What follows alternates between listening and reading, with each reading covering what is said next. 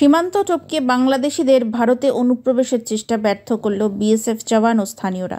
এদিন সকালে মালদার কালিয়াচক ৩ নম্বর ব্লকের বাখরাবাদ গ্রাম পঞ্চায়েতের সুখদেবপুরে এই ঘটনায় তুমুল উত্তেজনা সৃষ্টি হয়।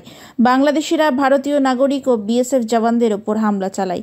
পরিস্থিতি সামাল দিতে কাঁদানে গ্যাস ছুটতে বাধ্য হয় বিএসএফের জওয়ান ও স্থানীয়দের তারাই বাংলাদেশিরা সীমান্ত থেকে পালিয়ে যায়। পরিস্থিতি নিয়ন্ত্রণে আনতে বিশাল বিএসএফ বাহিনীর সঙ্গে উপস্থিত ছিলেন সীমান্তরক্ষী বাহিনীর আধিকারিকেরাও। ঘটনার সূত্রপাত সম্প্রতি ভারত বাংলাদেশ সীমান্তের কাঁটা তারের ওপারে ভারতীয় জমিতে ফসল নষ্ট করে দেওয়ার অভিযোগ উঠেছিল বাংলাদেশি দুষ্কৃতীদের বিরুদ্ধে। এই ঘটনাকে কেন্দ্র করে আগের থেকেই এলাকা উত্তপ্ত ছিল। এদিন সকালে তাদের জমিতে ফসল নষ্ট করার বিষয়টি দেখাতে বিএসএফ জওয়ানদের কাঁটা তারের ওপারে জমিতে নিয়ে যান সুখদেবপুরের কৃষকেরা।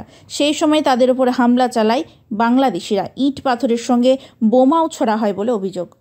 যদি হামলা করে আপনারা জবাব দিবেন? অবশ্যই জবাব দিব। আমরা বিএসএফ এর পাশে আছি। তো ওরা পাবলিককে সাপোর্ট করছে, বিজেপি পাথর মারছে আমাদের বিএসএফ কে আমাদের বিএসএফ কে পাথর লেগে রক্তাক্ত হয়ে গেছে। ওই জন্য আমরা একজন আহত আছে। হ্যাঁ, আহত হয়ে। ওরা বোম মেরেছে? ওরা বোম মেরেছে।